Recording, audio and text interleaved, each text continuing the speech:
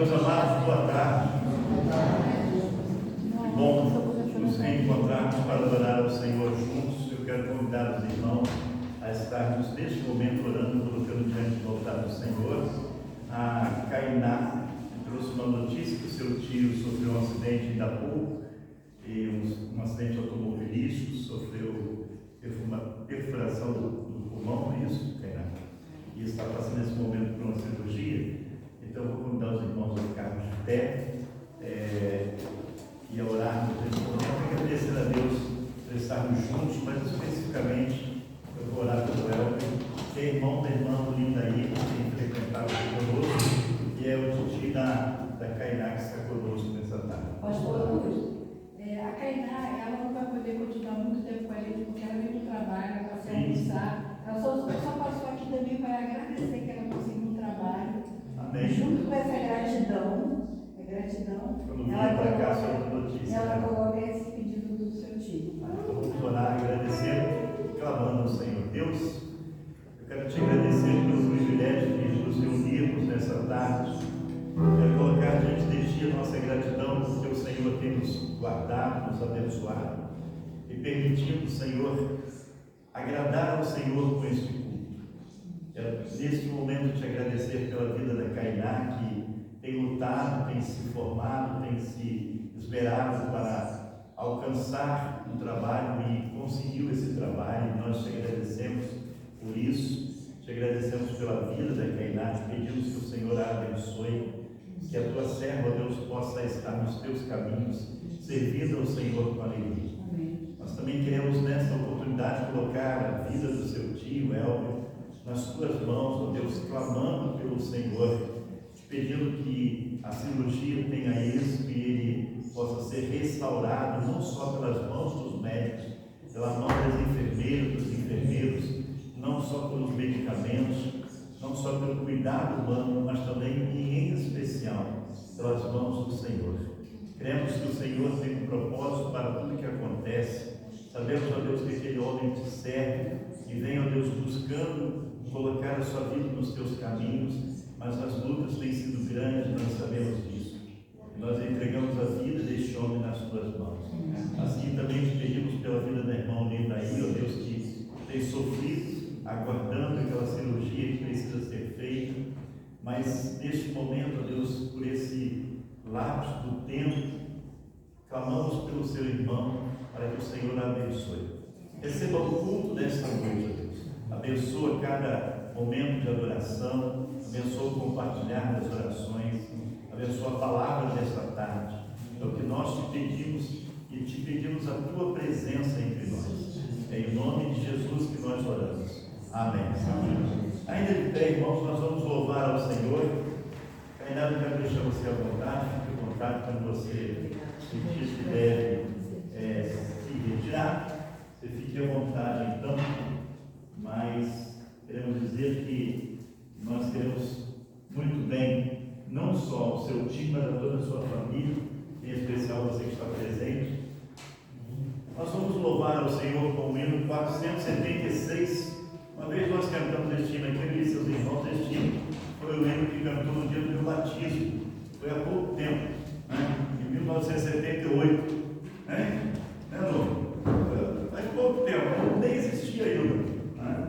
Mas eu já estava sendo batizado aos 18 anos e eu lembro até hoje que nós cantamos esse hino, então tem um significado muito grande para mim. Vamos louvar ao Senhor, será projetado ali. E hoje nós temos o Joel conosco, nos dirigindo aí na música. Vamos fazer o livro para que ele se alegre. Ele que o Senhor. Amém.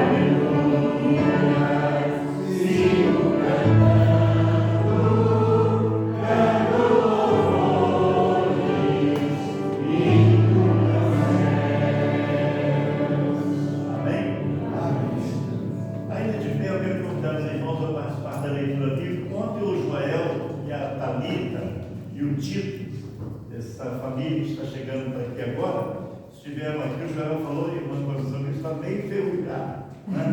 Então a gente tem que ajudar, irmão Jorge, a desenferrujar os dedos do Joel no piano, né, velho? Mas nas partituras, né? Vamos ler, conforme vai ser projetado ali, a participação dos irmãos é muito importante. Diz assim, Salmos 46, versos de 1 a 7. Deus é o nosso refúgio e fortaleza, socorro bem presente na angústia. Todos.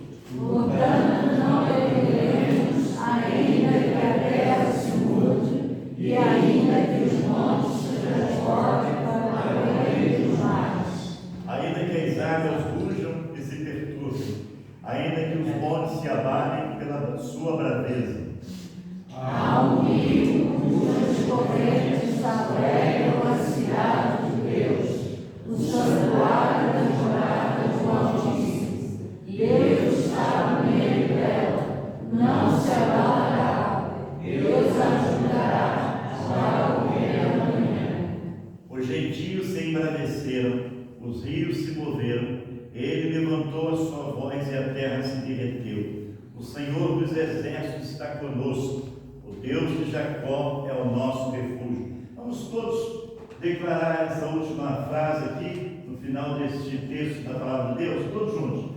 O Senhor dos exércitos está conosco, o Deus de Jacó é o nosso refúgio. Amém? Os irmãos podem assentar. Irmãos, dentre a atividade de hoje, eu convidei uma pessoa que eu conhecia há pouco tempo, mas passei a admirar e conversamos por um bom tempo, e nós temos visitado a sua casa. Quero convidar aqui à frente o irmão Antônio Guzmão. Este jovem senhor está namorando aquela jovem senhora que ele vai apresentar. Vem cá, meu irmão. Chega aqui, ó. A sua palavra, seu testemunho. Isso. O Antônio, essa bênção que nós conhecemos. Eu disse a ele, irmão Jorge, que aqui não é Antônio, é Antônio. Esquece o acento circunflexo e coloca o acento agudo. Você é Agudo. Conhecendo esse o errústico, não é o circunflexo. Esquece o circunflexo, viu, Antônio? Aquele ali é Antônio, aquele ali é Antônio, o seu Antônio também. Mas a notícia da Paraíba. Na Paraíba tem muito José, mas aqui tem muito José também, né? O irmão está com a palavra, tem 10 minutos, viu? Irmão Antônio é do Pará, lá no Brasil, e lá no Pará tem uma terra, irmã Amélia, chamada Santarém também. De vez em quando. E é uma cidade grande.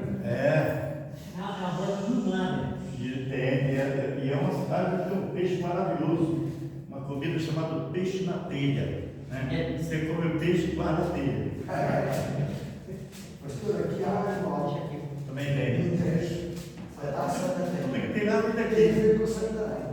Tudo que tem lá vem daqui. É fantástico na telha. Sim. Fique à vontade. Meu irmão, boa tarde. Boa tarde. O pastor disse que eu sou, né? Eu também aprendi a amar este homem, ele lá em casa, e nós conversamos muito. Eu estou aqui porque não é por mim, porque eu fui enviado para chegar até essa casa, e outras casas que pegam o evangelho e dão testemunho do que aconteceu comigo. Então, meus irmãos, vamos ficar em pé. Pega o Salmo 105. Verso 1. Capítulo 1.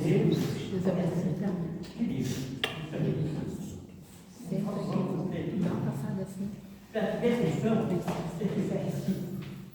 O que é que eu estou aqui? Estou casado? Render graças ao Senhor, invocar seu nome, fazer sensíveis aos seus feitos. Amém? Senhor, meu Deus, meu Pai, obrigado por tudo isso que estão na minha vida, Pai. Que digamos até assim, Pai, para levar essa testemunha de seu Deus, porque a tua palavra diz que nós temos que falar dos seus grandes feitos, Pai. Não poder ficar calado, Pai. A tua palavra diz que nós temos que calar até as pedras clamarão, Pai. Então nós estamos aqui, Pai. Que o Senhor abençoe, Pai. Que não seja feita a minha vontade, Pai, mas a tua vontade. Seja Se é necessário que o Senhor cresça, eu diminuo, Pai. Pai, que agradeço tudo, Pai, em nome do Pai, do Filho e do Espírito Santo. Amém. Então, meus irmãos, eu quero contar para vocês uma doença que aconteceu comigo. Eu sofri 10 anos, não é brincadeira. Eu não sabia sobre isso. Eu deixei de estar para a igreja, porque eu me chamei. Para mim, tomar banho, era preciso fiscalizar, né? Quando eu estava não tinha conta. Na época que eu estava bom, eu tomava até 5 banhos por dia, porque a nossa terra é aqui. Então, eu quero dizer para vocês que também o mal dessa doença é que ela vem para o cérebro e você fica desapontado. Não sabe o que fazer. A gente quer ficar isolado. Não quer que ninguém fale com a gente. Como irmão, está aí a minha esposa, a minha namorada dizendo que ela me suportou esses 10 anos de problema que eu tive. Ela não me largou, ela me deu força, ela estava sempre comigo. Então, meu irmão, aí eu quero dizer para vocês que tudo que eu queria, tudo que eu gostava, Satanás levou pela minha mente para tirar. Eu gostava de ir para a igreja, eu trabalhava praticamente sol a sol. Quando chegava meio-dia, nós ia para a aula de sangue. A gente chegava e disse: papai, o senhor está aí para pegar uma coisa no estômago, você está com o estômago vazio e vai para a oração. Isso não tem problema. Mas deu conta. E também, meus irmãos, eu não sabia sorrir. Eu perdi a mão do filho. Foi uma coisa impressionante. Meus irmãos, você dizer que a sua palavra mais dura na minha vida, porque essa doença, ela leva a pessoa para suicídio. A Suíça é um país que é daqui para lá, é 2 horas de viagem. Eu tenho uma filha que mora lá. Ela é campeã dos suicídios, porque o pessoal sofre dessa doença, não busca o Senhor, fica aí, daquele problema da fé, sabe como diz, se suicidou. Lá no namorado, lá em Maracanã, um rapaz, ele já era casado. Eu acho que não tinha 40 anos de idade. E ele pegou essa doença, que se chama depressão. Tá? Então, ele pegou essa doença e a minha esposa foi lá visitar ele. Ficaram encostadinhos assim, muro por muro. Ela pegou, conversou com ele, convidou ele para ir para a igreja. E ele não disse nem A nem B. A nossa surpresa. Domingo, 8 horas da manhã, que nós íamos para a escola bíblica, que essa igreja dirigia ela. Tá? Ele para a escola bíblica. Quando nós chegamos lá na igreja, tinha muita gente. Não sabia o que era. Nós estávamos cortando e teve a pessoa no carro. Quando nós chegamos assim, no quintal lá, e nós olhamos para lá, ele estava quebrado. Se suicidou. Ele estava tão triste. A mulher abandonou ele. Os filhos abandonaram ele. Tomaram tudo que ele tinha. E ele morreu. Nós tivemos essa pensão, porque ele não. Eu não sei ele estar perto dele, porque eu já sei como é as coisas. Naquela época eu não estava doente, não.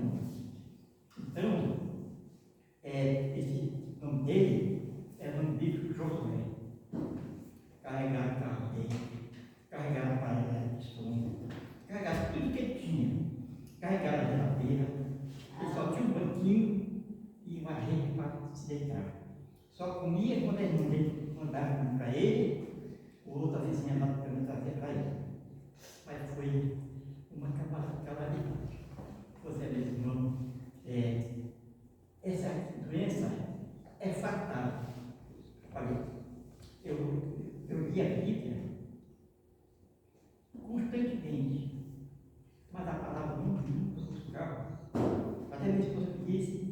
está ajudando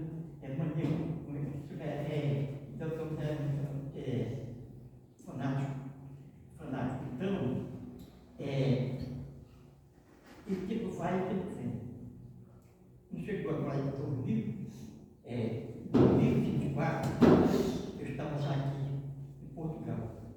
Eu estava na minha casa e de repente vi aquela vontade de procurar uma igreja,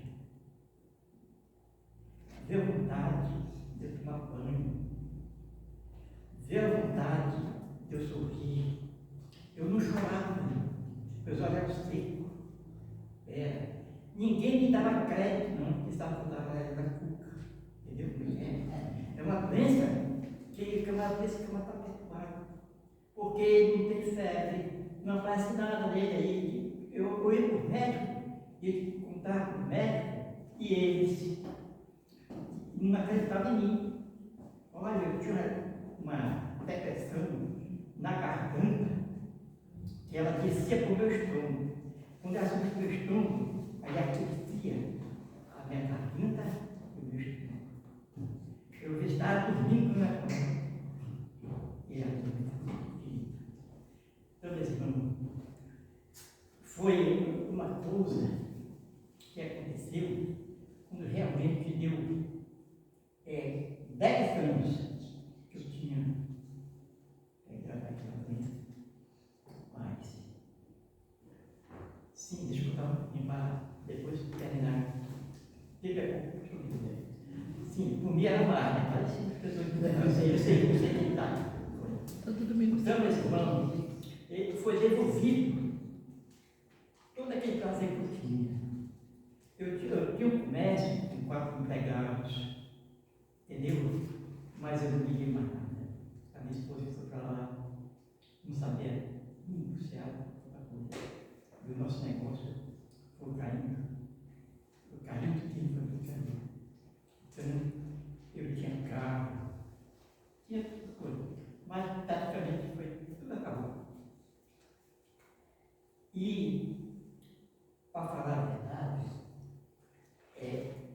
eu fui pensando naquela coisa que veio ali na minha mente, que eu deveria ir logo à igreja, fazer a palavra de Deus. Eu não tinha vontade de ir, mas aquilo veio, entendeu? Deu vontade de eu sorrir, deu vontade de achar graça, deu vontade de eu fazer uma volta, porque eu faço amizade. Eu não sou uma pessoa assim calada, eu gosto de falar, de comunicação com as pessoas. Então, como vocês aqui, são nossos meus novos irmãos que eu considero. Então, meus irmãos, foi assim que aconteceu em mim. Mas olha, eu recuperei aquela vontade de viver. Eu me deitava, eu pensava que eu não ia acordar, ele ia morrer. Mas quando chegou aquele dia que Deus, o Senhor Jesus Cristo, me libertou, meu irmão, eu estou aqui para dar esse testemunho, porque, meu irmão, é uma doença que eu não desejo para ninguém. Eu estou lutando contra um câncer, um cancro da próstata. Estou também com uma válvula mitral no coração, que agora 2023 acaba o prazo dela, mas eu me aprendi a confiar no Senhor. Eu entrego no Senhor meus problemas. Então, meus irmãos, vocês estão aqui, ele já tem pensado que eu não repetisse, se fizesse na chão. Ele dê graças ao Senhor, invocar o seu nome, farei o discípulo, entre olhos, povos, os seus filhos. E a gente que nós temos que dar testemunho, porque Deus vai para a vida nossa vida. Você não tem vergonha pelo testemunho. Eu tinha vergonha, mas agora eu quero dar testemunho. E esse aqui não é só o primeiro. Não vai ser só a primeira vez, não, se o pastor me der.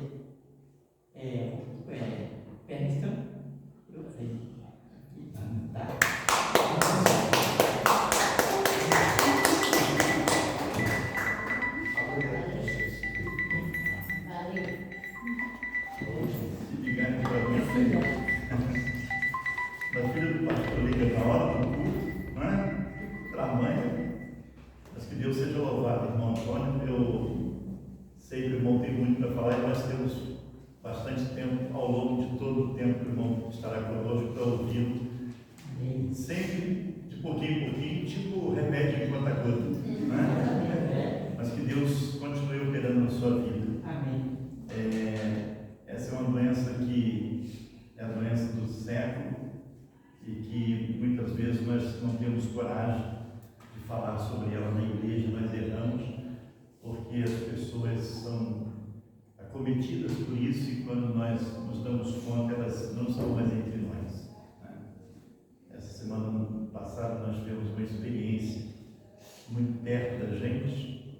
Eu não vou contar aqui, nós estamos transmitindo o culto ao vivo, não é um caso, mas que afetou todos nós lá em casa severamente, né? Então nós temos que orar. Eu louvo a Deus por sua vida, irmão Antônio. Deus abençoe.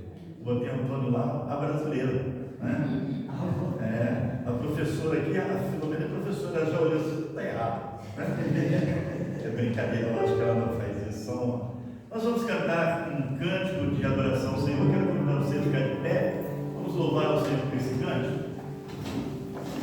Eu creio que é bastante conhecido. O irmão vai tirar o jeito, né? Quando começa aí, não conhece, irmão Jorge?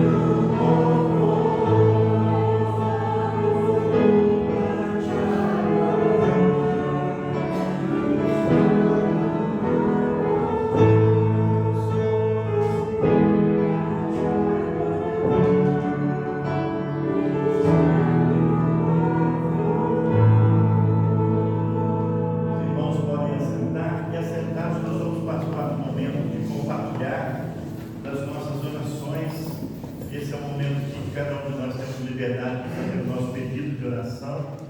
E a palavra está com os irmãos. Se alguém tem algum motivo de gratidão, de clamor ao Senhor, pode falar agora. Amém. Está todo mundo abençoado, tranquilo. Pelas crianças. Pelas crianças, né?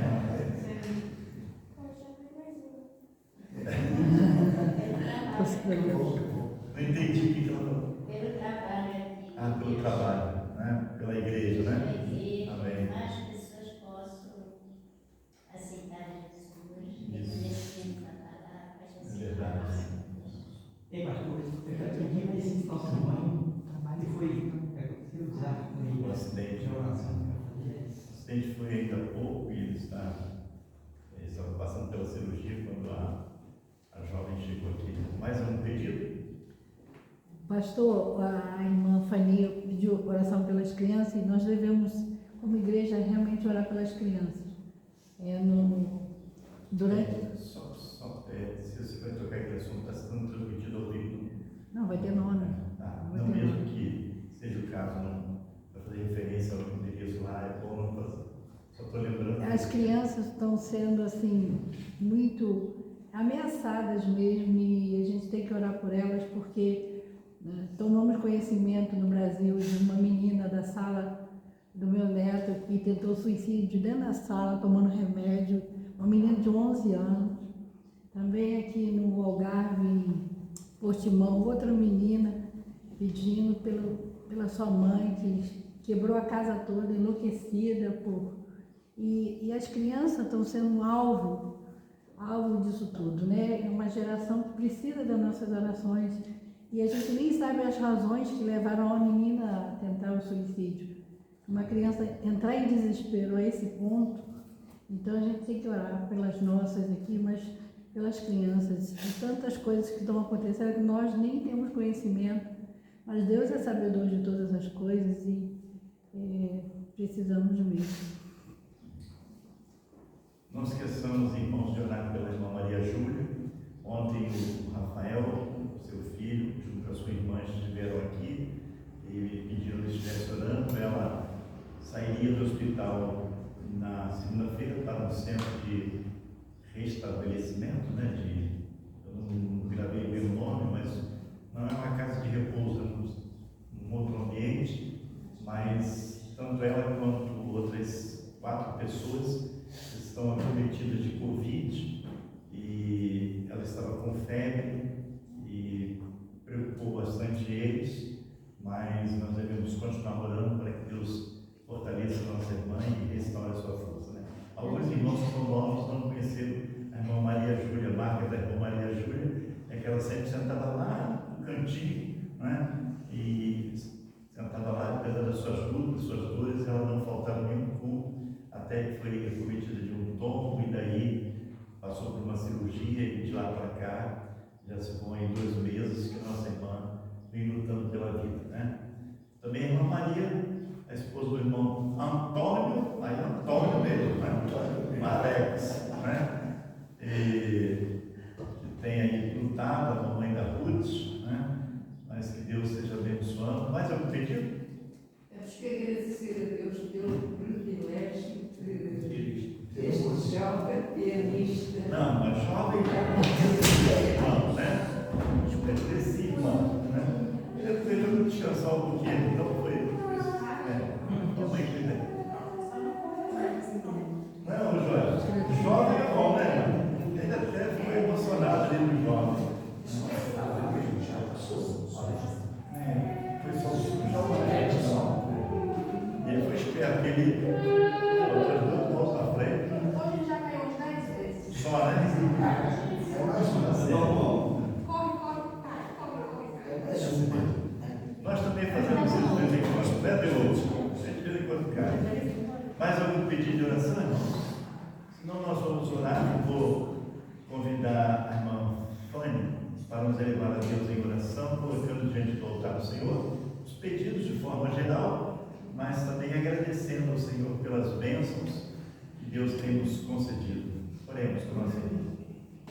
Querido Deus, agradecemos nesta tarde o privilégio de estar perante a Tua presença, agradecendo-te pela oportunidade de poder reunirmos e poder ouvir a Tua voz, ajuda-nos a aproximar o nosso coração para ouvir tua voz e ensina-nos a viver cada dia, trazendo sabedoria ao nosso coração como pais, para direcionar bem as nossas crianças, como igreja, para que possamos ajudar as nossas crianças e que possamos, Senhor, fortalecermos unidos na fé para que o teu nome seja levado a toda esta comunidade e também pelos irmãos e irmãs que não podem estar aqui,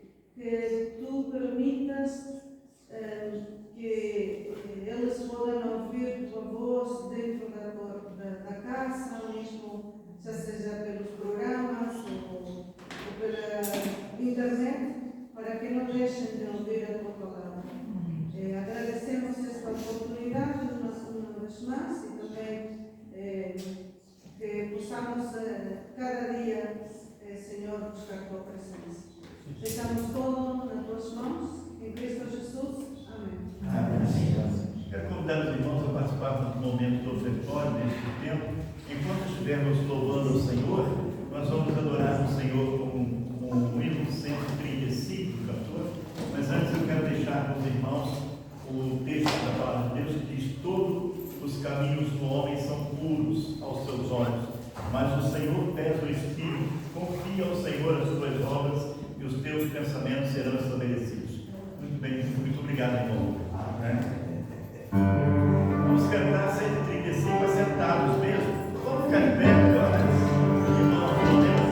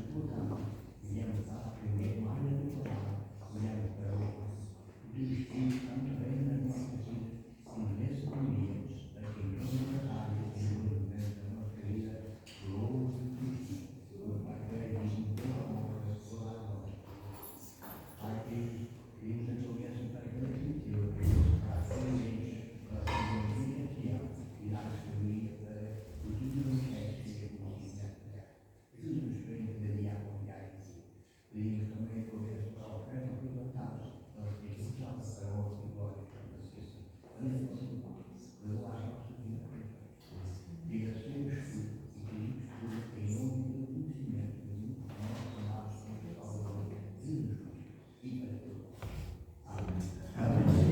amados podem assentar, irmãos. Nós hoje ouviremos a mensagem com o irmão Rubens, esposo da irmã Fanny, e pai daquela preciosidade. A professora Filomena. Sim, eu vou fazer menção, mas as crianças estarão com a irmã Filomena, aqui do lado, e Você conseguiu ali com eles, depois eu venho para cá. A gente avisando que os nossos para todos aí, né? Mas eu volto para cá para ouvir muito legal você. Deus abençoe, irmão, seja bem-vindo. E o irmão Rubem mesmo vai fazer a final da apresentação dele, né? Para que todos conheçam melhor. Sinta-se em casa. Obrigado.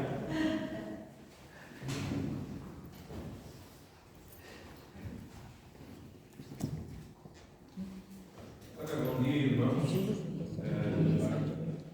É um privilégio poder estar mais uma vez convosco aqui na igreja. Portanto, para quem nós não nos conhece bem, como é que eu ia? Usando uma expressão que alguém no meio cristão usou, estamos à procura do aeroporto para aterrar o Boeing. Ou seja, mudámos de casa e estamos a orar para Deus nos mostrar qual é a igreja para a gente ficar. E com isso, com algumas pesquisas, não é? Hoje em dia na internet é muito fácil pesquisar, em 2, 3 minutos e, passado algum tempo, foi a minha esposa que encontrou, portanto, em algum momento, a igreja de Termês, lá no Google Teacher, como costumam dizer. E aqui estamos, e pronto, continuamos ainda, não tomamos nenhuma decisão final, continuamos a buscar a orientação de Deus para nos mostrar o que é que Ele quer para as nossas vidas, não é? Cada momento da nossa vida, cada fase são outras decisões, e neste momento a decisão que temos que tomar é essa, portanto, e estamos nesse processo. Nós, tanto a minha esposa e eu, conhecemos-nos no Instituto Bíblico na Argentina, estivemos a estudar lá, conhecemos, casámos. A Scarlett ainda nasceu lá e o Emanuel veio aqui nascer na terra do pai, portanto, no Barreiro. Portanto, ele nasceu por estes lados. Já mais ou menos, não me conhecem muito bem, mas já é um bocadinho mais do que há 5 anos. E obviamente vamos conversando à medida que o tempo vai passar. Quanto à lição, vocês já viram a lição que é hoje, né? Eu acho que é uma lição que se calhar a maior parte de vós já deve ter ouvido em algum momento. Nós lá em casa temos os livros de histórias bíblicas, com muitas gravuras que a minha esposa adquiriu há uns anos atrás para contar às crianças, para ensinar-lhes a Bíblia. E a Scarlett gosta de variar um bocado mais, mas o Emanuel, quando não era os 3 amigos de Daniel na fornalha ardente, era David e Golias. Quando não era David e Golias, era os 3 amigos de Sadraque, Mesaque e Abednego na fornalha ardente. Então eu pus-me a pensar, será que David e Golias é só uma história para crianças? Porque eu nunca ouvi ninguém pregar a adultos sobre David e Golias. Então o que é que eu pensei? Vou pregar eu. É a primeira vez que eu vou fazer, portanto, se houver algumas reclamações podem falar. Estou a brincar. Mas vamos ver então de que forma é que David e Golias, principalmente a pessoa de David, realmente nos pode ensinar a nós também adultos. E para isso então gostava de pedir aos irmãos que abrissem comigo a Bíblia em 1 Samuel 17.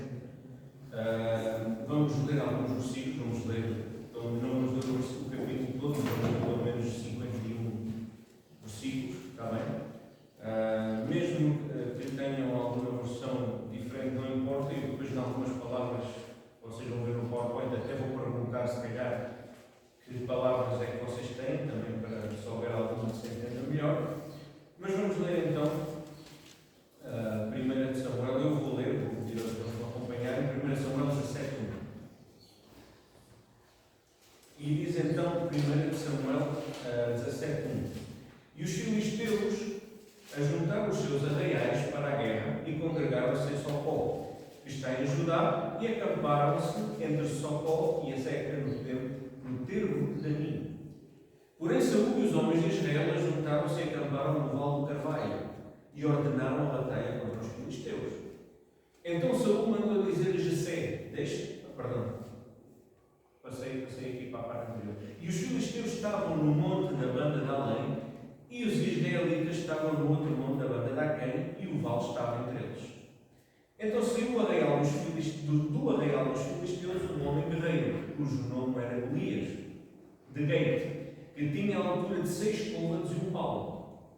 Trazia na cabeça um capacete de bronze e vestia uma couraça de escamas, e era o peso da couraça de 5.000 ciclos de bronze.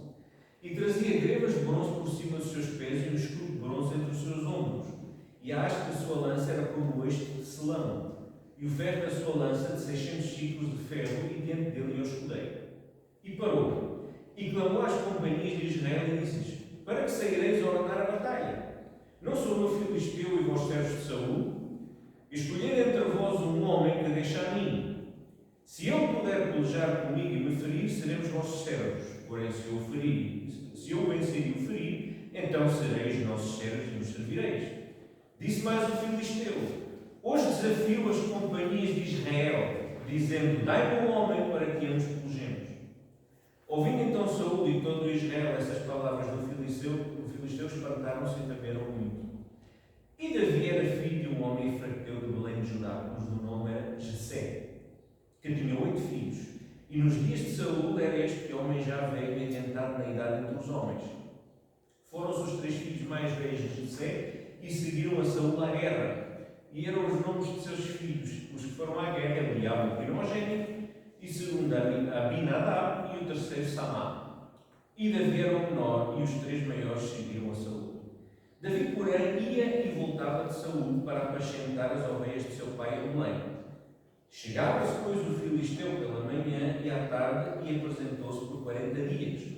E disse Jessé a Davi, seu filho: toma, peço para teus irmãos um efa de grão tostado e estes 10 pães, e corre levá-los ao arraial aos teus irmãos. Porém, estes 10 queijos do leite leva ao chefe de 1000, e visitarás teus irmãos a ver se lhes vai bem, e tomarás o seu opinião.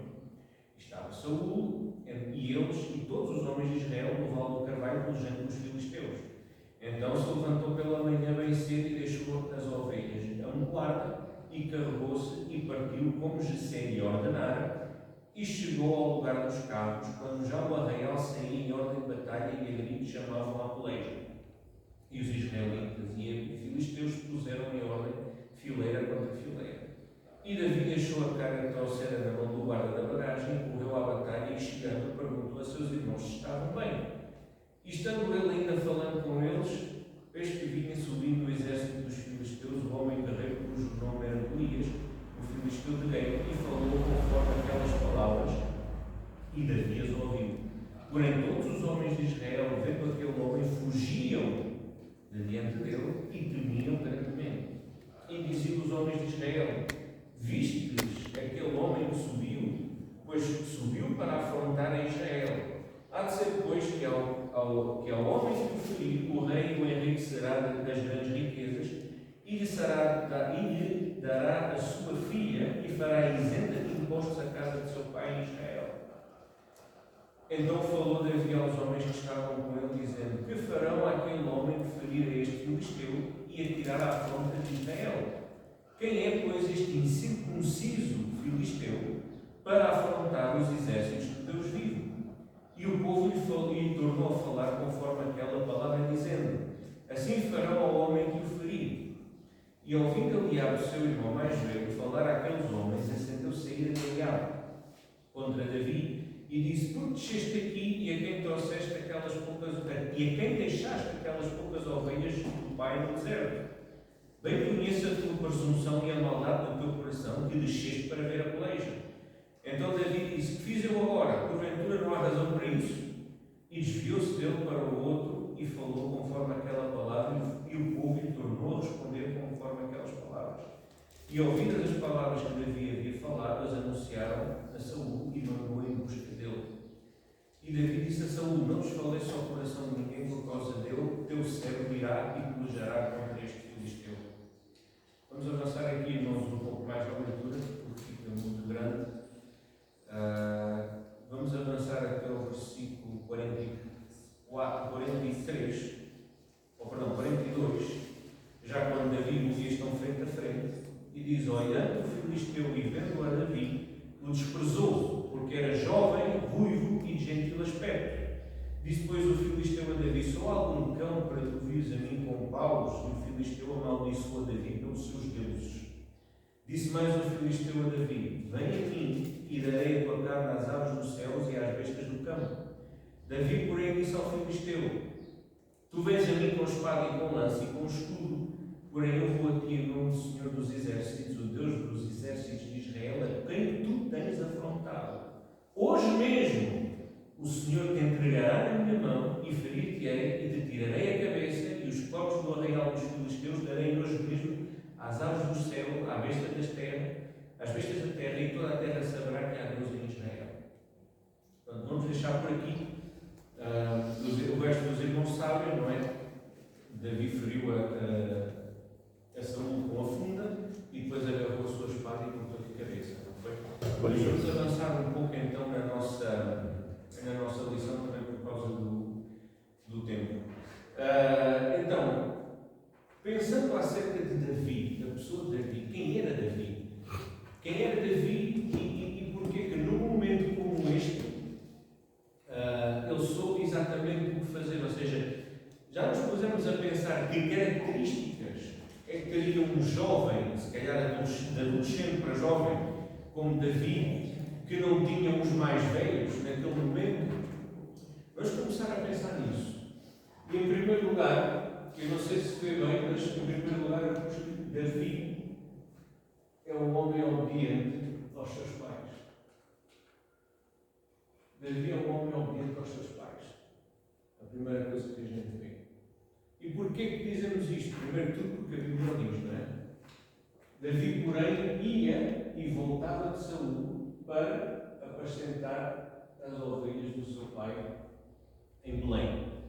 Não é? Portanto, aquilo que o pai ia ordenando, Davi ia fazendo. Não é? Ele estava encarregue do negócio do pai em relação às ovelhas, que naquele tempo não era um entretenimento, de ter gado era ter sustento, não é? Davi estava envolvido, nota-se que tinha uma boa relação com o pai e fazia aquilo que tinha que ser feito. Outro detalhe, e disse Jessé a Davi, seu filho: toma, peço para teus irmãos um éfa deste grão tostado e estes 10 pães, e corre a levá-los ao arraial a teus irmãos. Portanto, não somente Jessé confiava em Davi para o que era a gestão, digamos assim, do gado, né, das ovelhas, e para proteger, não somente para cuidá-las e levá-las aos pastos, senão também para protegê-las, né, senão que tinha o cuidado de que aquilo que era enviado para a guerra para seus irmãos, para não lhes faltar nada enquanto estavam no campo de batalha, era também confiado ao próprio Davi, certo? Até aqui vamos. Eu não disse ao início, mas podemos fazer como uma aula. Quem tiver alguma dúvida, se disserem que se acharem que eu for peça, podem perguntar. Não estamos na escola dominical, mas é Davi e Golias, está bem? Portanto, vamos lembrar. Ok. Então, posto isto, pensemos. Davi era um homem obediente aos seus pais, como já vimos, as ovelhas, vimos os recados a levar ao seu pai. Agora, que homem de Deus nos faz lembrar Davi com estas características? Como? Jesus Cristo também. Jesus era obediente aos seus pais. Mas lembrem-se, os irmãos têm de se lembrar de uma pessoa na Bíblia que tinha um excelente relacionamento também com os seus pais, ou com o seu pai, estava bem envolvido com o negócio da família e também tinha que sair algumas vezes a levar a comida aos seus irmãos. José. Foi o coro. Dá para pergunta para 10 mil dólares, não? Isso, José, exatamente. Então, se a gente começa a pensar, né, faz-nos lembrar José, posteriormente Deus usou para também grandes coisas e abençoou também no momento das dificuldades. Né? Interessante, quando a gente pensa nisto, à luz da palavra. Honra a teu pai e a tua mãe, para que se prolonguem os teus dias na terra que o Senhor teu Deus te dá. O Êxodo 20, 12. Né? E depois temos a repetição em Efésios 6. Honra a teu pai e tua mãe, que é o primeiro mandamento com promessa. Qual é que é a promessa? Que se prolonguem os teus dias na terra. Né? Então, começamos aqui a detectar um padrão. Né? Que realmente a pessoa que ama a Deus vai ter um bom relacionamento com os pais e vai honrar os pais. Aconteceu exatamente com Davi e aconteceu com José. Duas pessoas que tinham uma vida bastante tranquila, né? O mais possível. Né? Trabalhavam com os pais, estavam no negócio. Davi ia para o campo tranquilo a acrescentar as ovelhas. Né? Obviamente tinha alguns momentos também de agitação, quando vinha o urso e quando vinha o leão, mas quem não é? Mas tinha uma vida bastante tranquila, faziam tudo o que os pais diziam direitinho, vai lá fazer o recado, vai lá dar as coisas, não, vai, e eles iam. E o que é certo é que, no momento dos grandes problemas, Deus esteve com eles também. Deus esteve com eles também. E aqui vemos um padrão de diferença com as pessoas de hoje em dia. Diferentemente como a Bíblia descreve o homem atual. E aqui vamos a 2 Timóteo 3, 2 a 3. Porque haverá homens amadores de si mesmos, avarentos, presunçosos, soberbos, blasfemos. E agora o quê? Desobedientes a pais e mães, ingratos, profanos, sem fé natural, irreconciliáveis, caluniadores, incontinentes, cruéis, sem amor para com os bons. E a lista continuava, eu cortei por aqui. Agora, notem desobedientes a pais e mães no meio de onde é que está. Então, começamos a detectar que realmente aquela pessoa jovem que foi defrontar um gigante não era simplesmente um jovem, era uma pessoa que realmente amava a Deus e o amor a Deus vertia-se também no amor aos seus pais, porque a palavra de Deus dizia: honra teu pai e a tua mãe. Porque era aquilo que ela aprendia desde criança. Todo o contrário disso é a falta de temor a Deus, e a falta de temor a Deus leva desobediência aos pais, leva ingratidão, e a mim chama-me a atenção que elas estejam juntas, porque eu nunca vi um jovem desobediente aos pais, mas que fosse grato.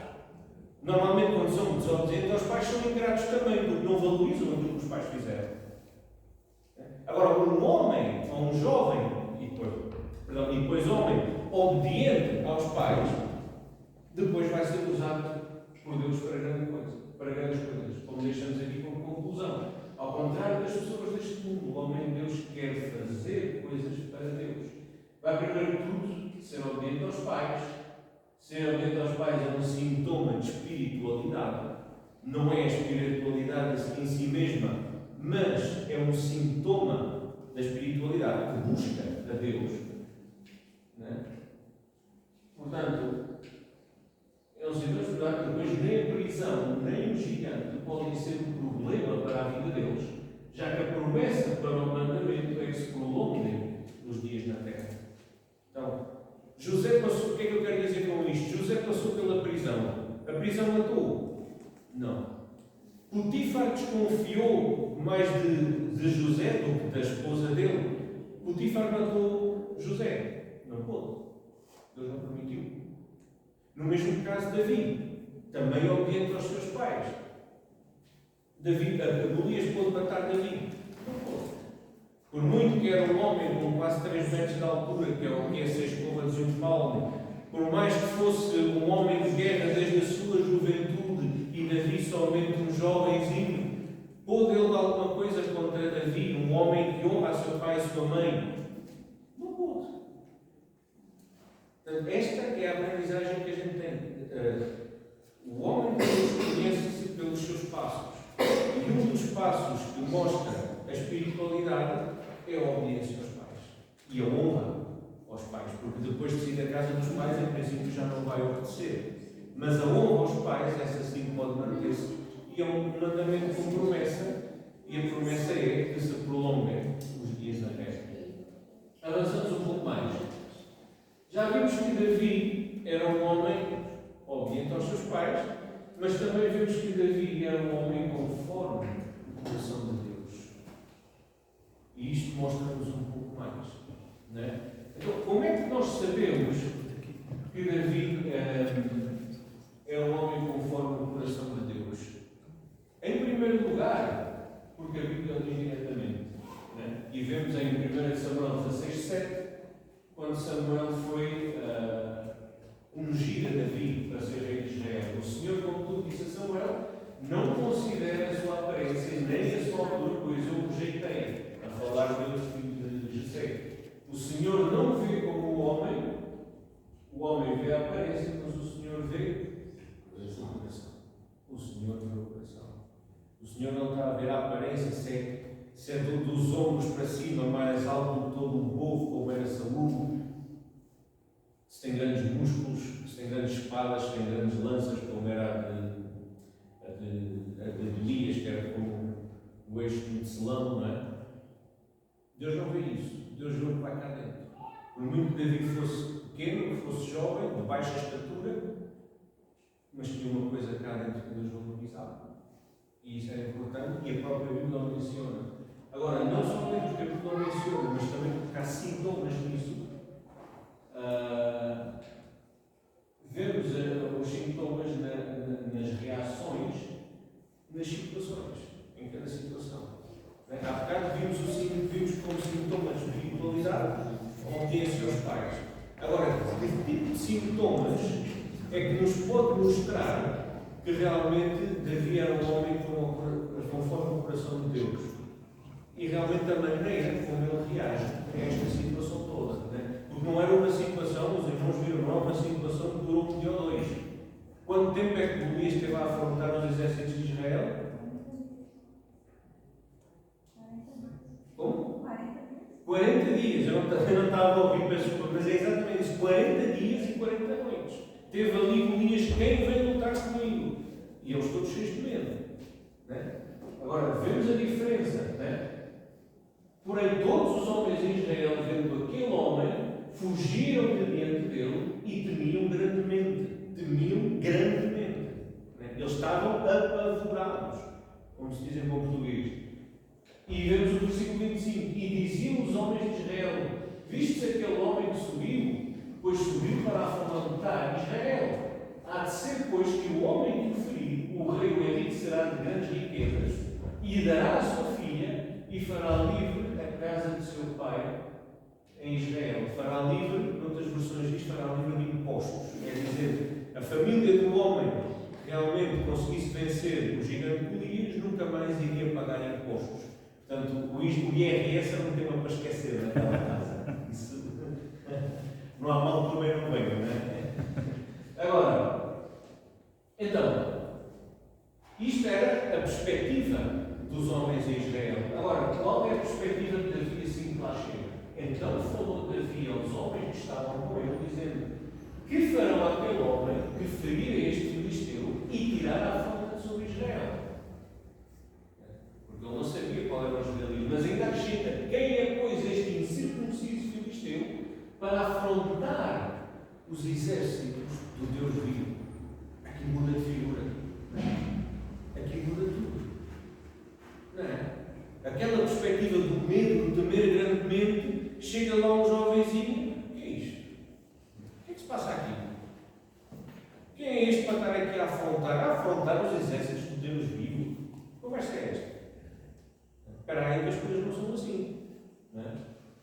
Então, por outras palavras, outros viam, enquanto os outros viam o gigante de 6 côvados e um palmo, quase 3 metros de altura, viam a armadura de 56 quilos, mais ou menos, que são os 5.000 ciclos de bronze, e a lança de 6 quilos, que é mais ou menos o que é os 600 ciclos. Né? Eles viram essas coisas.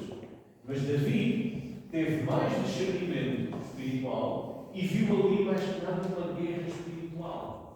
E estava preparado para atuar nessa guerra espiritual. Porque notem uma coisa: as guerras naqueles tempos não eram só guerras entre povos, eram guerras entre deuses também. E o que é que isto significava? Significava que dois povos iam à guerra, o povo que vencia era o que tinha o Deus mais forte. Agora notem o problema disto tudo. Aqueles que tinham um Deus feito por imaginação humana, não é? Que era a cabeça, a parte de cima ao corpo do homem e a parte de baixo do peixe, ou vice-versa, não é? Era a cabeça de um peixe e as pernas do homem, uma coisa assim, ou seja, fruto porque era o Deus de Dagon, que era o Deus dos filisteus, não é? Fruto da imaginação humana.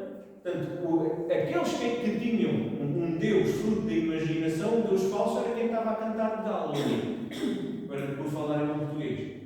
E aqueles que tinham realmente o Deus vivo, que eram filhos do Deus vivo, eram dos exércitos, dos esquadrões do Deus vivo, estavam a comer de medo. E aqui temos o problema da falta de espiritualidade, da falta de estar espiritualmente alerta para todas as circunstâncias desta vida. E isto era de tal maneira a coisa entre povos e deuses, que eu até pus aqui em baixo por mencionar que antes desta situação, já foi com Davi, desta situação que os filisteus em algum momento roubaram a Israel a Arca da Aliança, o que é que eles fizeram com a Arca da Aliança aos filisteus? Puseram no templo do seu Deus, e puseram lá à frente uma estátua de Dagon.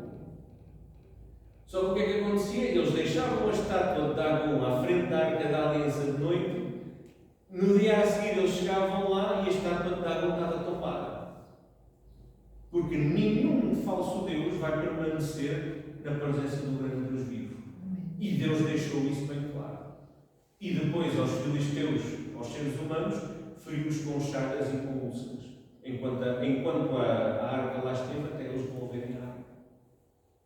Cuidado! Estamos a falar de um Deus vivo, uma presença poderosa. Por isso é que tanto Isaías como os Salmos dizem: quem ficará de pé diante do fogo consumidor? Que é o nosso Deus. Quem ficará de pé? Pois nenhum ser humano, muito menos uma estátua. E Deus deixou lá. E aqui era a mesma coisa. Portanto, se Golias chegasse a vencer esta guerra, cuidado, o testemunho de Deus perante o seu povo ficaria comprometido. Mas Deus sempre reserva alguém que não dobra os joelhos ante Baal, que neste caso não era Baal, senão que era um gigante. Então, Davi via mais longe do que aquilo que os seus olhos mostravam. Ele não viu um gigante de 3 metros. Via os exércitos do Deus vivo a serem afrontados e, consequentemente, o nome de Deus a ser afrontado, e soube o que fazer e ofereceu-se ele mesmo para resolver a situação. Que ninguém tema, nem desfaleça o seu coração. Eu mesmo vou e vou defrontar o gigante. Eu mesmo vou lá e trato do assunto. Que ninguém se preocupe. Eu trato do assunto porque eu sou a solução. E isto mostra-nos, irmãos, a importância de estarmos espiritualmente alerta para as circunstâncias desta vida. A vida não é somente a rotina, ainda que a rotina é importante. Com a rotina Deus prepara-nos. Mas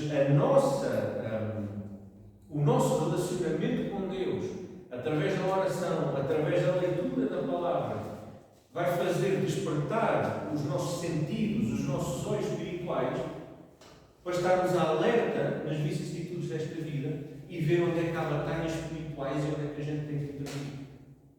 E muitas vezes que decisões temos que tomar. Por isso deixei ali abaixo exemplos de pessoas que estavam espiritualmente alerta no Novo Testamento. Nicodemos e a mulher samaritana, por exemplo. Se falamos da mulher samaritana, uma mulher cheia de pecado, que Jesus mesmo lhe diz: 5 maridos tiveste e este que tens agora não é teu marido.